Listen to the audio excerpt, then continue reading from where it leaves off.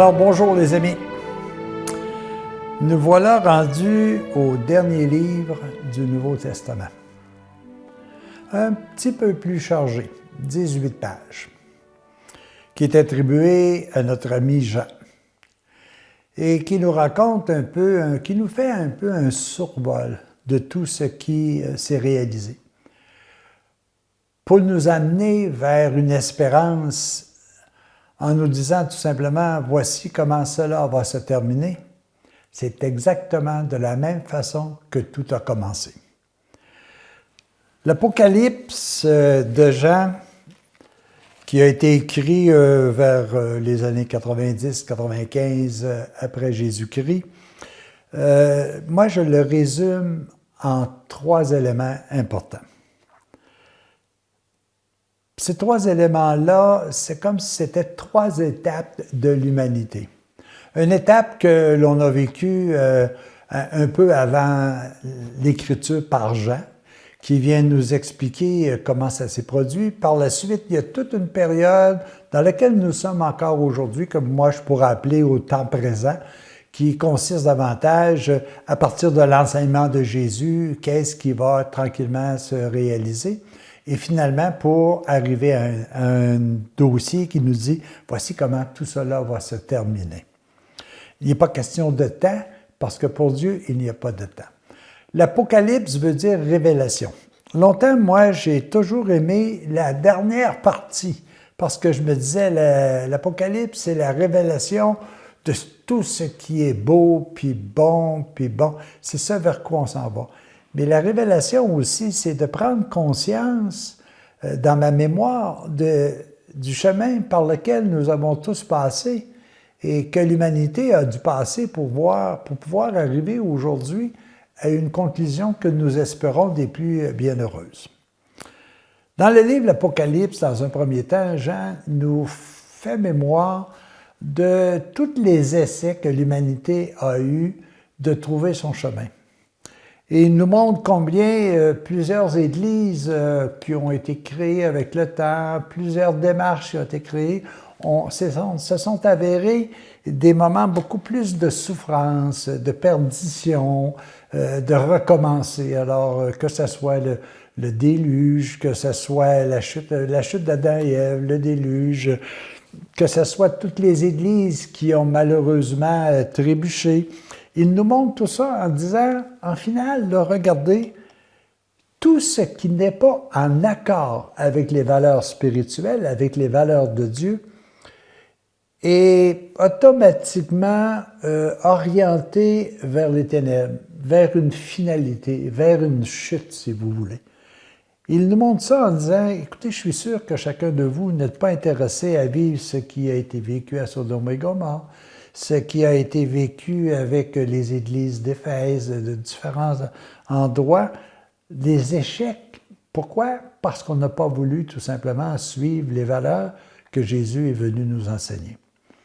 Il nous dit aussi tout simplement, gardez ça en mémoire, parce qu'aujourd'hui, si vous n'êtes pas en lien avec ces valeurs, il vous arrivera la même chose. Maintenant, au temps présent, il nous dit, avec la venue de Jésus, est amorcée une période de réhabilitation des valeurs divines. Tranquillement, pas vite, nous allons découvrir davantage qui nous sommes. Le « je suis » à l'intérieur de chacun de nous est dans le processus de se faire réhabiliter dans nos us et coutumes au niveau du quotidien. Nous sommes appelés à vivre les valeurs de Jésus. Et si nous nous éloignons de ces valeurs, nous trébuchons, nous souffrons et nous devons recommencer. Mais ce qui est intéressant par rapport à l'avant Jésus, c'est que nous avons aujourd'hui des valeurs réelles à mettre en application. C'est ce que nous dit notre ami Jean ici. Jésus a amorcé une démarche de compréhension, de réhabilitation de notre mémoire. Qui nous permet de comprendre ce que nous étions depuis le commencement. Jésus est venu déceler une multitude de sceaux, si vous voulez. Il nous a ouvert des portes à la connaissance, à la mise en pratique de ce qui peut véritablement nous réhabiliter. Au quotidien, nous rencontrons encore des difficultés, mais nous avons la chance que nos prédécesseurs n'avaient pas, les prédécesseurs avant Jésus. Nous avons la chance de connaître l'enseignement que Jésus est venu nous donner. Nous sommes dans le processus, nous sommes dans ces millénaires où nous pouvons nous réhabiliter. Tandis qu'antérieurement, nous étions davantage dans une période de correction, si vous voulez. Nous devions changer des habitudes, nous devions changer des rites, nous devions changer des façons de faire.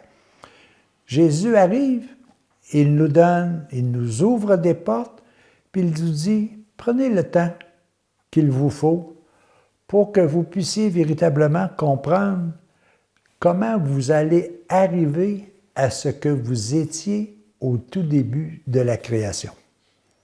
Alors, c'est intéressant de le voir dans le sens qu'il nous présente tout ça comme trois beaux tableaux. Un tableau où il y a eu une certaine purification sévère, une purification qui est beaucoup plus extérieure. Un exode dans le sens de dire que nous devons davantage se retrouver dans un climat favorable à une meilleure compréhension. Dans la deuxième démarche, il nous dit, vous vivez aujourd'hui sous l'enseignement de Jésus. Lui, il ne vous fait plus sortir d'un pays pour vous placer à un endroit qui est meilleur. Il vous fait sortir de la matière pour que vous puissiez comprendre votre spiritualité. Il vous fait sortir de votre Jacques pour vous faire implanter dans votre véritable nom qui est « Je suis Jacques ». Tout cela va vous amener où? C'est là que c'est intéressant. Et malgré le fait que nous sommes toujours hors temps, mais Jean nous arrive et nous dit maintenant, voici comment cela va se terminer.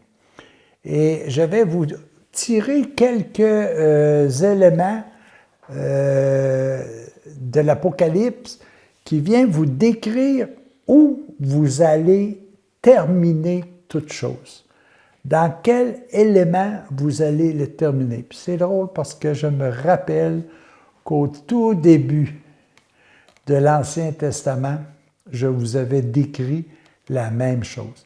Tout ce cercle va me ramener à ce que j'étais au tout commencement. Et voici les éléments que je veux vous amener. C'est des tirés à part, si vous voulez, de l'Apocalypse. Et Jean dit tout simplement, « Je fus aussitôt ravi en extase. Voilà qu'au ciel, un trône était disposé.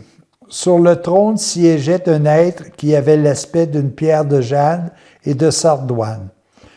Un halo d'un ton émeraude nimbait le trône. Le ciel est mon trône. Alentour de ce trône siégeaient 24 trônes sur lesquels siégeaient les 24 vieillards drapés de manteaux blancs, la tête ceinte de couronnes d'or. Et ces 4 vieillards s'inclinaient tout bas devant celui qui était sur le trône. Et celui qui était sur le trône, ce n'est pas un être, c'est un état et ça s'appelle l'amour. Je continue en disant, attendez une seconde, les anges tenaient le sceau du Dieu vivant. Et il est dit dans l'Apocalypse, Dieu dit, je suis le vivant. Nous sommes le vivant de par la particule divine qui est à l'intérieur de nous. Dieu a créé l'âme, il y a injecté son esprit, et c'est cet esprit qui est de toute éternité vivant à l'intérieur de nous. Que je mette la matière, peu importe son épaisseur, peu importe sa fragilité, autour, tout ça est appelé à disparaître pour laisser vivre le vivant qui est à l'intérieur. On peut continuer tout simplement en disant « Les anges étaient disposés autour des quatre vivants ». C'est la place que nous serons appelés un jour, pas en tant qu'anges, mais en tant qu'âmes, à les rejoindre. Je vais vous mentionner, il y a un livre extraordinaire que je vous invite à lire, c'est un d'Alphonse de Liguori qui vous présente les catégories d'anges. Que ce soit les séraphins, les chérubins, les trônes, que ce soit les puissances, les vertus, les principautés, que ce soit les anges dans leur ensemble. Mais à travers et à un niveau qui est non pas inférieur ou supérieur, mais qui est à un niveau, dans un autre état d'être, il y a aussi ce que l'on appelle, nos amis, les âmes. Alors, les âmes ont été créées à l'image et à la ressemblance de Dieu.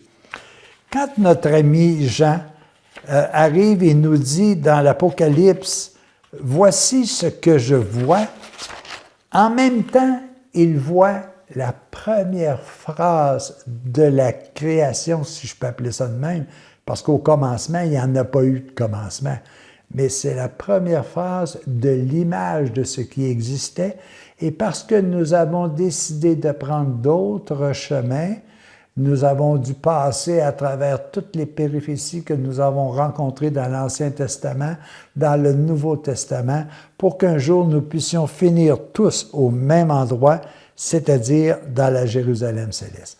Donc, c'est la troisième partie, si vous voulez, de l'Apocalypse qui est essentielle. De toute façon, les amis, me dit Jean, j'ai vu en extase comment c'était au commencement et comment cela va se terminer. Pourquoi? Parce que la vérité ne change pas. Le seul problème que vous avez eu, chers amis, et que nous avons tous, c'est que nous avons décidé de prendre un autre chemin pour nous amener exactement au même endroit. Mais malheureusement, c'est par la souffrance, c'est par la recherche, c'est par une remémorisation de ce que nous sommes que nous devons passer. Ça demande beaucoup d'énergie, mais surtout, ça demande de la foi, ça demande de l'amour, ça demande de la patience, mais énormément d'efforts. L'Apocalypse, c'est 3 étapes. D'où mène une conduite qui est mauvaise? Où m'amène la mise en pratique de l'enseignement de Jésus? Et comment cela va-t-il se terminer? Dans le bonheur éternel, ce que nous appelons sur terre la Jérusalem céleste, mais ce que moi et chacun de nous ressentons, c'est le royaume de Dieu, de l'amour infini. Les amis, merci beaucoup de m'avoir permis d'approfondir les 27 livres du Nouveau Testament. À la prochaine.